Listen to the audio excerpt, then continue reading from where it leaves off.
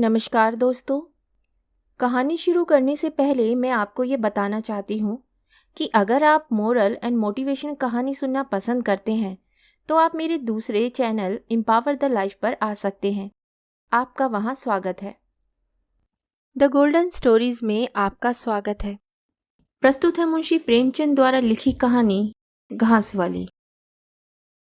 मुलिया हरी हरी घास का गट्ठा लेकर आई तो उसका गेहुआ रंग कुछ तमतमाया हुआ था और बड़ी बड़ी मद भरी आंखों में शंका समाई हुई थी। महावीर ने उसका तमतमाया हुआ चेहरा देखकर पूछा, क्या है मुलिया, आज कैसा जी है? मुलिया ने कुछ जवाब न दिया। उसकी आंखें डबडबा गईं। महावीर ने समीप आकर पूछा, क्या हुआ है, बताती क्यों नहीं? किसी ने कुछ कहा है? अम्मा ने डांटा है? क्यों इतनी उदास है? मुलिया ने सिसक कर कहा, कुछ नहीं। हुआ क्या है? अच्छी तो हूँ। महावीर ने मुलिया को सिर से पांव तक देखकर कहा, चुपचाप रोएगी, बताएगी भी? मुलिया ने बात टालकर कहा, कोई बात भी हो, क्या बताऊं? मुलिया इस उसर में गुलाब का फूल थी। गेहुआ रंग था, हिरन की सी आंखें, नीचे खिंचा हुआ चिंबुक, कपोलों पर हल्की लालिमा, बड़ी बड़ी नुकीली पलकें, आंखों में एक विचित्र आर्द्रता जिसमें एक स्पष्ट वेदना, एक मूक व्यथा झलकती रहती थी। मालूम नहीं चमारों के इस घर में वे अप्सरा कहाँ से आ गई थी। क्या उसका कोमल फूल सा गात इस योग्य था कि सिर पर घास की टोकरी रखकर बेचने जाती? उस गांव में भी ऐसे लोग मौजूद थे जो उसके तलवे के नीचे आंखें बिछाते थे, उसकी एक चितवन के लिए तरसते थे, जिनसे अगर वे एक शब्द भी बोलती तो निहाल हो जाते। लेकिन उसे आए साल भर से अधिक हो गया, किसी ने उसे युवकों की तरफ ताकते या बातें करते नहीं देखा। वे घास लिए निकलती तो ऐसा मालूम होता मानो उषा का प्रकाश सुनहरे आवरण में रंजित अपनी छटा बिखेरता जाता हो। कोई गजलें गाता, कोई छाती पर हाथ रखता, पर मुलिया नीची आंख किए अपनी राह चली जाती। लोग हैरान होकर कहते, इतना अभिमान, महावीर में ऐसा क्या सुरखाप के पड़ लगे हैं? ऐसा अच्छा जवान भी तो नहीं, न जाने ये कैसे उसके साथ रहती है। मगर आज ऐसी बात हो गई जो इस जाति की और युवतियों के लिए चाहे गुप्त संदेश होती, मुलिया के लिए हृदय का शूल थी। प्रभात का समय था, पवन आम की बोर की सुगंधी से मतवाला हो रहा था। आकाश पृथ्वी पर सोने की वर्षा कर रहा था। मुलिया सिर पर झोआ रखे घास छीलने चली तो उसका गेहुआ रंग प्रभात की सुनहरी किरणों से कुंदन की तरह दमक उठा। एकाएक युवक चैन सिंह सामने से आता हुआ दिखाई दिया। मुलिया ने चाहा कि कतरा कर निकल जाए, मगर चैन सिंह ने उसका हाथ पकड़ लिया और बोला, मुलिया, तुझे क्या मुझ पर जरा भी दया नहीं आती? मुलिया का वे फूल सा खिला हुआ चेहरा ज्वाला की तरह दहक उठा। वे जरा भी नहीं डरी, जरा भी न झिझकी। झोआ जमीन पर गिरा दिया और बोली, मुझे छोड़ दो, नहीं मैं चिल्लाती हूँ। चैन सिंह को आज जीवन में एक नया अनुभव हुआ। नीची जातों में रूप माधुर्य का इसके सिवा और काम ही क्या है कि वे ऊंची जात वालों का खिलौना बने। ऐसे कितने ही मार्क उसने जीते थे, पर आज मुलिया के चेहरे का वह रंग, उसका वह क्रोध, वह अभिमान देखकर उसके छक्के छूट गए। उसने लज्जित होकर उसका हाथ छोड़ दिया। मुलिया वेग से आगे बढ़ गई। संघर्ष की गर्मी में चोट की व्यथा नहीं होती, पीछे से टीस होने लगती है। मुलिया जब कुछ दूर निकल गई तो क्रोध और भय तथा अपनी बेकसी को अनुभव करके उसकी आंखों में आंसू भर गए। उसने कुछ देर जब्त किया, फिर सिसक सिसक कर रोने लगी। अगर वह इतनी गरीब ना होती तो किसी की मजाल थी कि वह इसका अपमान इस तरह करता। वे रोती जाती थी और घास छीलती जाती थी। महावीर का क्रोध वे जानती थी। अगर उससे कह दे तो वे इस ठाकुर के खून का प्यासा हो जाएगा, फिर न जाने क्या हो। इस ख्याल से उसके रोए खड़े हो गए। इसलिए उसने महावीर के प्रश्नों का कोई उत्तर न दिया। दूसरे दिन मुलिया घास के लिए ना गई। सास ने पूछा, तू क्यों नहीं जाती? और सब तो चली गई। मुलिया ने सिर झुकाकर कहा, मैं अकेले ना जाऊंगी। सास ने बिगड़कर कहा, अकेले क्या तुझे बाग उठा ले जाएगा? मुलिया ने और भी सिर झुका लिया और दबी हुई आवाज से बोली, सब मुझे छेड़ते हैं। सास ने डांटा, ना तू औरों के साथ जाएगी ना अकेली जाएगी, तो फिर जाएगी कैसे? वह साफ साफ क्यों नहीं कहती कि मैं ना जाऊंगी तो यहाँ मेरे घर में रानी बन के निभाना होगा। किसी को चाम नहीं प्यारा होता, काम प्यारा होता है। तू बड़ी सुंदर है, तो तेरी सुंदरता लेकर चाटूं? उठा झाबा और घास ला। द्वार पर नीम के दरख्त के साए में महावीर खड़ा घोड़ों को मल रहा था। उसने मुलिया को रोनी सूरत बनाए जाते देखा, पर कुछ बोल ना सका। उसका बस चलता तो मुलिया को कलेजे में बिठा लेता, आंखों में छिपा लेता, लेकिन घोड़े का पेट भरना तो जरूरी था। घास मोल लेकर खिलाने तो 12 आने रोज से कम ना पड़े। ऐसी मजदूरी भी कौन होती है? मुश्किल से 1.5-2 रुपए मिलते हैं, वह भी कभी मिले कभी ना मिले। जब से ये सत्यानाशी लारियां चलने लगी हैं, इक्के वालों की बंदियां बैठ गई है। कोई सेठ भी नहीं पूछता। महाजन से 150 रुपये उधार लेकर इक्का और घोड़ा खरीदा था, मगर लारियों के आगे इक्के को कौन पूछता है? महाजन का सूद भी तो ना पहुंच सकता था, मूल का कहना ही क्या। ऊपरी मन से बोला, ना मन हो तो रहने दो, देखी जाएगी। इस दिलजोई से मुलिया निहाल हो गई। बोली, घोड़ा खाएगा क्या? आज उसने कल का रास्ता छोड़ दिया और खेतों की मेड़ों से होती हुई चली। बार बार सतर्क आंखों से इधर उधर ताकती जाती थी।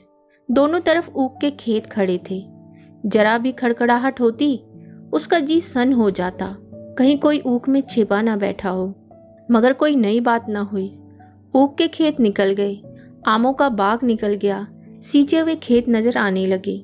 दूर के कुएं पर पुर चल रहा था। खेतों की मेड़ों पर हरी हरी घास जमी हुई थी। मुलिया का जी ललचाया। यहाँ आधा घंटे में जितनी घास छील सकती है, सूखे मैदान में मैं दोपहर तक न छील सकूंगी। यहाँ देखता ही कौन है? कोई चिल्लाएगा तो चली जाऊंगी। वे बैठकर घास छीलने लगी और 1 घंटे में उसका झाबा आधे से ज्यादा भर गया। वे अपने काम में इतनी तन्मय थी कि उसे चैन सिंह के आने की खबर ही ना हुई।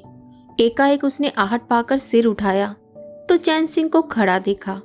मुलिया की छाती धक से हो गई। जी में आया भाग जाए, झाबा उलट दे और खाली झाबा लेकर चली जाए, पर चैन सिंह ने कई गज के फासले से ही रुककर कहा, डर मत, डर मत, भगवान जानता है मैं तुझसे कुछ ना बोलूंगा। जितनी चाहे छील ले, मेरा ही खेत है। मुलिया के हाथ सुन हो गए, खुरपी हाथ में जम सी गई, घास नजर ही ना आती थी। जी चाहता था जमीन फट जाए और मैं समा जाऊं। जमीन आंखों के सामने तैरने लगी। चैन सिंह ने आश्वासन दिया, छीलती क्यों नहीं? मैं तुझसे कुछ थोड़े ही कहता हूँ, यहीं रोज चली आया कर, मैं छील दिया करूंगा। मुलिया चित्रलिखित सी बैठी रही। चैन सिंह ने एक कदम आगे बढ़ाया और बोला, तू मुझसे इतना डरती क्यों है? क्या तू समझती है मैं आज भी तुझे सताने आया हूँ? ईश्वर जानता है, कल भी तुझे सताने के लिए मैंने तेरा हाथ नहीं पकड़ा था। तुझे देखकर आप ही आप हाथ बढ़ गए। मुझे कुछ सुध ही ना रही। तू चली गई तो मैं वहीं बैठकर घंटों रोता रहा। जी में आता था हाथ काट डालूं, कभी जी चाहता था जहर खा लूं। तभी से तुझे ढूंढ रहा हूँ। आज तू इस रास्ते से चली आई है, मैं सारा हार छानता हुआ यहाँ आया हूँ। अब जो सजा तेरे जी में आवे दे दे। अगर तू मेरा सिर भी काट ले तो गर्दन ना हिलाऊंगा। मैं शोधा था, लुच्चा था, लेकिन जब से तुझे देखा है मेरे मन से सारी खोट मिट गई है। अब तो यही जी में आता है कि तेरा कुत्ता होता और तेरे पीछे पीछे चलता, तेरा घोड़ा होता, तब तो तू अपने हाथों से मेरे सामने घास डालती। किसी तरह ये चोला तेरे काम आवे। मेरे मन की ये सबसे बड़ी लालसा है। मेरी जवानी काम ना आवे अगर मैं किसी खोट से ये बातें कर रहा हूँ। बड़ा भगवान था महावीर जो ऐसी देवी उसे मिली। मुलिया चुपचाप सुनती रही, फिर नीचा सिर करके भोलेपन से बोली, तो तुम मुझे क्या करने को कहते हो? चैन सिंह और समीप आकर बोला, बस तेरी दया चाहता हूँ। मुलिया ने सिर उठाकर उसकी ओर देखा। उसकी लज्जा ने ना जाने कहाँ गायब हो गई। चुभते हुए शब्दों में बोली, तुमसे एक बात कहूँ, बुरा तो ना मानोगे? तुम्हारा ब्याह हो गया है या नहीं? चैन सिंह ने दबी जबान से कहा, ब्याह तो हो गया है, लेकिन ब्याह क्या है, खिलवाड़ है। मुलिया के होठों पर अवहेलना की मुस्कुराहट झलक पड़ी। बोली, फिर भी अगर मेरा आदमी तुम्हारी औरत से इसी तरह बातें करता तो तुम्हें कैसा लगता? तुम उसकी गर्दन काटने पर तैयार हो जाते कि नहीं? बोलो, क्या समझते हो कि महावीर चमार है तो उसकी देह में लहू नहीं है? उसे लज्जा नहीं है? अपने मर्यादा का विचार नहीं है? मेरा रंग रूप तुम्हें भाता है? क्या घाट के किनारे मुझसे कहीं सुंदर औरतें नहीं घूमा करती? मैं उनके तलवों की बराबरी भी नहीं कर सकती। तुम उसमें से किसी से क्यों नहीं दया मांगते? क्या उनके पास दया नहीं है? मगर वहां तुम ना जाओगे, क्योंकि वहां जाते तुम्हारी छाती दहलती है।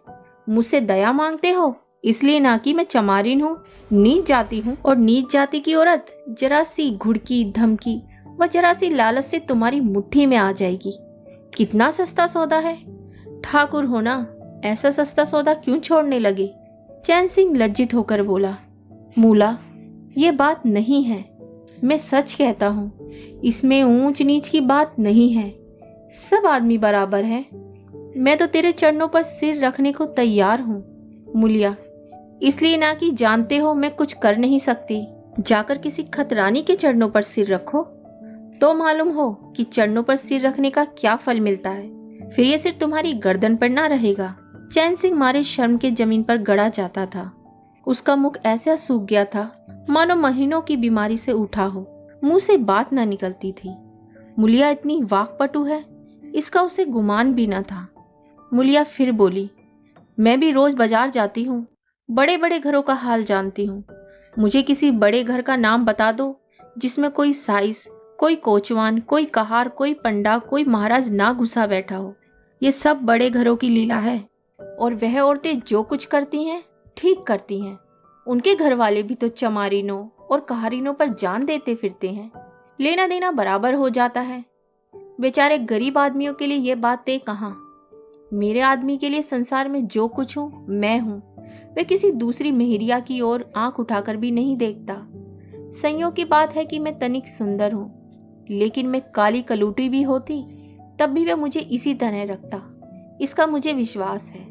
मैं चमारिन होकर भी इतनी नीच नहीं हूँ कि विश्वास का बदला खोट से दूं। हाँ, वे अपने मन की करने लगे, मेरी छाती पर मूंग दलने लगे, तो मैं भी उसकी छाती पर मूंग दलूंगी। तुम मेरे रूप ही के दीवाने हो ना। आज मुझे माता निकल आए, कानी हो जाऊं तो मेरी ओर ताकोगे भी नहीं। बोलो, झूठ कहती हूँ क्या? चैन इनकार ना कर सका। मुलिया ने उसी गर्व से भरे हुए स्वर में कहा, लेकिन मेरी एक नहीं, दोनों आंखें फूट जाएं, तब भी वह मुझे इसी तरह रखेगा। मुझे उठावेगा, बैठावेगा, खिलावेगा। तुम चाहते हो मैं ऐसे आदमी के साथ कपट करूं?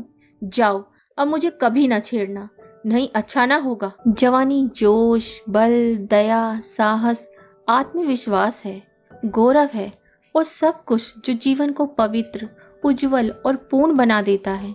जवानी का नशा घमंड, निर्दयता, स्वार्थ, शेखी, विषय वासना है, कटुता है, और वे सब कुछ जो जीवन को पशुता, विकार और पतन की ओर ले जाता है।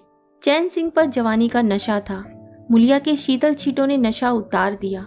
जैसे उबलती हुई चाशनी में पानी के छींटे पड़ जाने से फेन मिट जाता है, मैल निकल जाता है और निर्मल शुद्ध रस निकलता है। जवानी का नशा जाता रहा, केवल जवानी रह गई।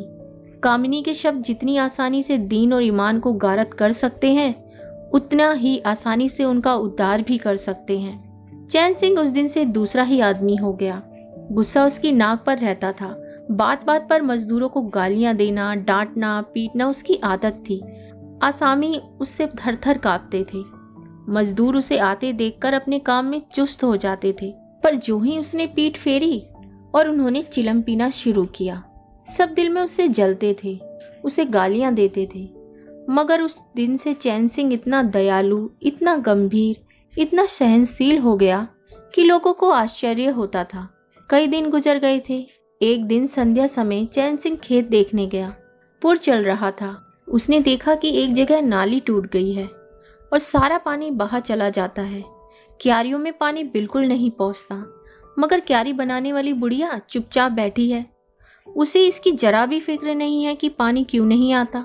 पहले ये दशा देखकर चैन सिंह आपे से बाहर हो जाता। उस औरत की उस दिन मजूरी काट लेता और पुर चलाने वालों को घुड़कियां जमाता, पर आज उसे क्रोध नहीं आया। उसने मिट्टी लेकर नाली बांध दी और खेत में जाकर बुढ़िया से बोला, तू यहाँ बैठी है और पानी सब बहा जा रहा है। बुढ़िया घबराकर बोली, हाँ अभी खुल गई होगी राजा, अभी मैं जाकर बंद किए देती हूँ। ये कहते हुए थर थर कांपने लगी। चैन सिंह ने उसकी दिलजोई करते हुए कहा, अरे भाग मत, मैंने नाली बंद कर दी। बुढ़ऊ कई दिन से नहीं दिखाई दिए, कहीं काम पर जाते हैं कि नहीं? बुढ़िया गदगद होकर बोली, आजकल तो खाली बैठे हैं भैया, कहीं काम ही नहीं लगता। चैन सिंह ने नर्म भाव से कहा, तो हमारे यहाँ लगा दे, थोड़ा सा सन रखा है, उसे काट दे। ये कहता हुआ वह कुएं की ओर चला गया। यहाँ 4 पुरुष चल रहे थे, पर इस वक्त 2 हकवे बेर खाने गए थे। चैन सिंह को देखते ही मजूरों के होश उड़ गए। ठाकुर ने पूछा, 2 आदमी कहाँ गए तो क्या जवाब देंगे? देख लो, सबके सब डांटे जाएंगे। बेचारे दिल में सहमे जा रहे थे। तभी चैन सिंह ने पूछा, वे दोनों कहाँ चले गए? किसी के मुंह से आवाज न निकली। सहसा सामने से दोनों मजूर धोती के एक कोने में बेर भरे आते दिखाई दिए। खुश खुश बात करते चले आ रहे थे। चैन सिंह पर निगाह पड़ी तो दोनों के प्राण सूख गए। पांव मन भर के हो गए। अब न आते बनता है न जाते। दोनों समझ गए कि आज डांट पड़ी, शायद मजूरी भी कट जाए। चाल धीमी पड़ गई। इतने में चैन सिंह ने पुकारा, बढ़ाओ बढ़ाओ, कैसे बेर हैं, लाओ जरा मुझे भी दो, मेरे ही पेड़ के हैं ना। दोनों और भी सहम उठे। आज ठाकुर जीता ना छोड़ेगा। कैसा मीठा मीठा बोल रहा है, उतना ही भिगो भिगो कर लगाएगा। बेचारे और भी सुकड़ गए। चैन सिंह ने फिर कहा, जल्दी से आओ भाई, पक्की पक्की सब मैं ले लूंगा। जरा एक आदमी लपक कर घर से थोड़ा सा नमक तो ले आओ। तुम भी दोनों आ जाओ। उस पेड़ के बेर मीठे होते हैं, बेर खा लें, काम तो करना ही है। अब दोनों भगोड़ों को कुछ ढारस हुआ। सभी ने जाकर सब बेर चैन सिंह के आगे डाल दिए और पक्के पक्के छाट कर उसे देने लगे। एक आदमी नमक लाने दौड़ा। आधे घंटे तक चारों पुर बंद रहे।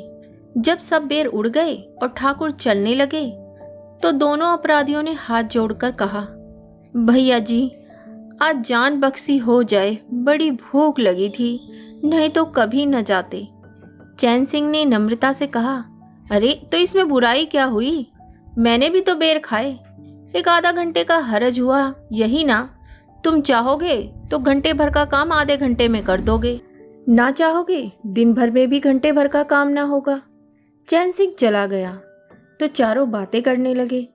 एक ने कहा, मालिक इस तरह रहे तो काम करने में जी लगता है, यह नहीं कि हरदम छाती पर सवार रहे। दूसरा, भाई मैंने तो समझा आज कच्चा ही खा जाएंगे। तीसरा, कई दिन से देखता हूँ मिजाज नरम हो गया है। चौथा, सांझ को पूरी मजूरी मिले तो कहना। पहला, तुम तो हो गोबर गणेश, आदमी का रुख नहीं पहचानते। दूसरा, अब खूब दिल लगाकर काम करेंगे। तीसरा, और क्या, जब उन्होंने हमारे ऊपर छोड़ दिया तो हमारा भी धर्म है कि कोई कसर ना छोड़े। चौथा, मुझे तो भैया ठाकुर पर अब भी विश्वास नहीं होता। एक दिन चैन सिंह को किसी काम से कचहरी जाना था। 5 मील का सफर था। यूं तो वे बराबर अपने घोड़े पर जाया करता था, पर आज धूप बड़ी तेज हो रही थी। सोचा एक्के पर चला चलूं। महावीर को कहला भेजा, मुझे लेते जाना। कोई 9 बजे महावीर ने पुकारा। चैन सिंह तैयार बैठा था, चटपट एक्के पर बैठ गया, मगर घोड़ा इतना दुबला हो रहा था, एक्के की गद्दी इतनी मैली और फटी हुई, सारा सामान इतना रद्दी की चैन सिंह को उस पर बैठते हुए शर्म आई। पूछा, ये सामान क्यों बिगड़ा हुआ है महावीर? तुम्हारा घोड़ा तो इतना दुबला कभी ना था, क्या आजकल सवारियां कम हैं? महावीर ने कहा, नहीं मालिक, सवारियां काहे नहीं है, मगर लारियों के सामने एक को कौन पूछता है। कहाँ 2, 2.5, 3 की मजूरी करके घर लौटता था, कहाँ 20 आने पैसे भी नहीं मिलते। क्या जानवर को खिलाऊं और क्या आप खाऊं, बड़ी विपत्ति में पड़ा हूँ। सोचता हूँ एक का घोड़ा बेच बाच कर आप लोगों की मजूरी कर लूं, पर कोई गाहक ही नहीं लगता। ज्यादा नहीं तो 12 आने तो घोड़े को ही चाहिए, घास ऊपर से। जब अपना ही पेट नहीं चलता तो जानवर को कौन पूछे। चैन सिंह ने उसके फटे हुए कुर्ते की ओर देखकर कहा, 2-4 बीघे खेती क्यों नहीं कर लेते? महावीर सिर झुकाकर बोला, खेती के लिए बड़ा पोरुख चाहिए मालिक। मैंने तो यह सोचा है कि कोई गाहक लग जाए तो एक्के को औने पौने निकाल दूं, फिर घास छीलकर बाजार ले जाया करूंगा। आजकल सास पतोहू दोनों छीलती हैं, तब जाकर 10-12 आने पैसे नसीब होते हैं। चैन सिंह ने पूछा, तो बुढ़िया बाजार जाती होगी? महावीर लजाता हुआ बोला, नहीं भैया, वे इतनी दूर कहाँ चल सकती हैं। घर वाली चली जाती है, दोपहर तक घास छीलती है, तीसरे पहर बाजार जाती है, वहां से घड़ी रात गई लौटती है, हलकान हो जाती है भैया, मगर क्या करूं, तकदीर से क्या जोर। चैन सिंह कचेरी पहुंच गए और महावीर सवारियों की टोह में इधर उधर इक्के को घुमाता हुआ शहर की तरफ चला गया। चैन सिंह ने उसे 5 बजे आने को कह दिया। कोई 4 बजे चैन सिंह कचेरी से फुर्सत पाकर बाहर निकले। हाथे में पान की दुकान थी। जरा और आगे बढ़कर एक घना बरगद का पेड़ था। उसकी छां में 20 ही तांगे एक के फिटने खड़ी थीं। घोड़े खोल दिए गए थे। वकीलों, मुख्तारों और अफसरों की सवारियां यहीं खड़ी रहती थीं। चैन सिंह ने पानी पिया, पान खाया और सोचने लगा, कोई लारी मिल जाए तो जरा शहर चला जाऊं, कि उसकी निगाह एक घास वाली पर पड़ गई। सिर पर घास का झाबा रखे साइसों से मोल भाव कर रही थी। चैन सिंह का हृदय उछल पड़ा। यह तो मुलिया है। ठनी बनी एक गुलाबी साड़ी पहने कोचवानों से मोल तोल कर रही थी। कई कोचवान जमा हो गए थे।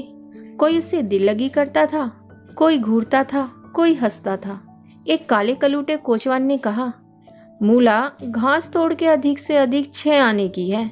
मुलिया ने उन्माद पैदा करने वाली आंखों से देखकर कहा, 6 आने पर लेना है तो सामने घसियारी ने बैठी हैं, चले जाओ, 2-4 पैसे कम में पा जाओगे। मेरी घास तो 12 आने में ही जाएगी। एक अधेड़ कोचवान ने फिटन के ऊपर से कहा, तेरा जमाना है, 12 आने नहीं 1 रुपया मांग, लेने वाले झक मारेंगे और लेंगे। निकलने दे वकीलों को, अब देर हो रही है। एक तांगे वाले ने, जो गुलाबी पगड़ी बांधे हुए था, बूढ़ों के मुंह में पानी भर आया और बोला, अब मुलिया काहे को किसी की ओर देखेगी। चैन सिंह को ऐसा क्रोध आ रहा था कि इन दुष्ट को जूतों से पीटे। सबके सब कैसे उसकी ओर टकटकी लगाए ताक रहे हैं, आंखों से पी जाएंगे। और मुलिया भी यहाँ कितनी खुश है, न लजाती है, न झिझकती है, न दबती है। कैसा मुस्कुरा मुस्कुरा कर, रसीली आंखों से देख देख कर, सिर का आंचल खिसका खिसका कर, मुंह मोड़ मोड़ कर बातें कर रही है। वही मुलिया जो शेरनी की तरह झड़प उठी थी। इतने में 4 बजे अमले और वकील मुख्तारों का एक मेला सा निकल पड़ा। अमले लारियों पर दौड़े, वकील मुख्तार इन सवारियों की ओर चले। कोचवानों ने भी चटपट घोड़े जोते। कई माशियों ने मुलिया को रसिक नेत्रों से देखा और अपनी अपनी गाड़ियों पर जा बैठे। एकाएक मुलिया घास का झाबा लिए उस फिटन के पीछे दौड़ी। फिटन में एक अंग्रेजी फैशन के जवान वकील साहब बैठे थे। उन्होंने पावदान पर घास रखवा ली। जेब से कुछ निकलवाकर मुलिया को दिया। मुलिया मुस्कुराई। दोनों में कुछ बातें भी हुईं जो चैन सिंह ना सुन सके। एक क्षण में मुलिया प्रसन्न मुख घर की ओर चली। चैन सिंह पान वाले की दुकान पर विस्मृति की दशा में खड़ा रहा। पान वाले ने दुकान बढ़ाई, कपड़े पहने और केबिन के द्वार बंद करके नीचे उतरा तो चैन सिंह की समाधि टूटी। पूछा, क्या दुकान बंद कर दी? पान वाले ने सहानुभूति दिखाकर कहा, इसकी दवा करो ठाकुर, ये बीमारी अच्छी नहीं है। चैन सिंह ने चकित होकर पूछा, कैसी बीमारी भाई? पान वाला बोला, कैसी बीमारी? आधा घंटे से यहाँ खड़े हो जैसे कोई मुर्दा खड़ा हो। सारी कचहरी खाली हो गई, सब दुकानें बंद हो गई, मेहतर तक झाड़ू लगाकर चले गए। तुम्हें कुछ खबर हुई? यह बुरी बीमारी है, जल्दी दवा कर डालो। चैन सिंह ने छड़ी संभाली और फाटक की ओर चला कि महावीर का इक्का सामने से आता दिखाई दिया। कुछ दूर इक्का निकल गया तो चैन सिंह ने पूछा, आज कितने पैसे कमाए महावीर? महावीर ने हंसकर कहा, आज तो मालिक दिन भर का खड़ा ही रह गया, किसी ने बेगार भी ना पकड़ा, ऊपर से 4 पैसे की बीड़ियां पी गया। चैन सिंह ने जरा देर के बाद कहा, मेरी एक सलाह है, तुम मुझसे 1 रुपया रोज लिया करो। बस जब मैं बुलाऊं तो इक्का लेकर चले आया करो, तब तो तुम्हारी घरवाली को घास लेकर बाजार न जाना पड़ेगा। बोलो, मंजूर है? महावीर ने सजल आंखों से देखकर कहा, मालिक, आप ही का तो खाता हूँ, आपकी प्रजा हूँ, जब मर्जी हो पकड़ मंगवाइए, आपसे रुपए। चैन सिंह ने बात काट कर कहा, नहीं नहीं, मैं तुमसे बेगार नहीं लेना चाहता, तुम मुझसे 1 रुपया रोज ले जाया करो। घास लेकर घरवाली को बाजार मत भेजा करो, तुम्हारी आबरू मेरी आबरू है। और भी रुपए पैसे का जब काम लगे बेखटके चले आया करो। हाँ देखो, मुलिया से बात की भूल कर भी चर्चा ना करना, क्या फायदा। कई दिनों के बाद संध्या समय मुलिया चैन सिंह से मिली। चैन सिंह असामियों से मालगुजारी वसूल करके घर की ओर लपका जा रहा था। उसी जगह जहां उसने मुलिया की बाह पकड़ी थी, मुलिया की आवाज़ कानों में आई। उसने ठिठक कर पीछे देखा तो मुलिया दौड़ी जा रही थी। बोला, क्या है मूला, क्यों दौड़ती हो? मैं तो खड़ा हूँ। मुलिया ने हाफते हुए कहा, कई दिन से तुमसे मिलना चाहती थी, आज तुम्हें आते देखा तो दौड़ी। अब मैं घास बेचने नहीं जाती। चैन सिंह ने कहा, बहुत अच्छी बात है। क्या तुमने कभी मुझे घास बेचते देखा है? हाँ, एक दिन देखा था। क्या महावीर ने तुझसे सब कह डाला? मैंने तो मना कर दिया था। वह मुझसे कोई बात नहीं छिपाता। दोनों एक क्षण चुप खड़े रहे। किसी को कोई बात न सूझती थी। एकाएक मुलिया ने मुस्कुराकर कहा, यहाँ तुमने मेरी बाह पकड़ी थी। चैन सिंह ने लज्जित होकर कहा, उसको भूल जाओ मूला। मुझ पर जाने कौन भूत सवार था। मुलिया गदगद कंठ से बोली, उसे क्यों भूल जाऊं? उसी बहागहे की लाश तो निभा रहे हो। गरीबी आदमी से जो चाहे करावे। तुमने मुझे बचा लिया। फिर दोनों चुप हो गए। जरा देर के बाद मुलिया ने फिर कहा, तुमने समझा होगा, मैं हंसने बोलने में मग्न हो रही थी। चैन सिंह ने बलपूर्वक कहा, नहीं मुलिया, मैंने एक क्षण के लिए भी नहीं समझा। मुलिया मुस्कुराकर बोली, मुझे तुमसे यही आशा थी और है। पवन सींचे हुए खेतों में विश्राम करने जा रहा था। सूर्य निशा की गोद में विश्राम करने जा रहा था और उस मलिन प्रकाश में चैन सिंह मुलिया की विलीन होती हुई रेखा को खड़ा देख रहा था। कहानी सुनने के लिए धन्यवाद। तो इसी के साथ मैं आपसे विदा लेती हूँ और कल फिर मिलती हूँ एक नई कहानी के साथ। तब तक के लिए अलविदा।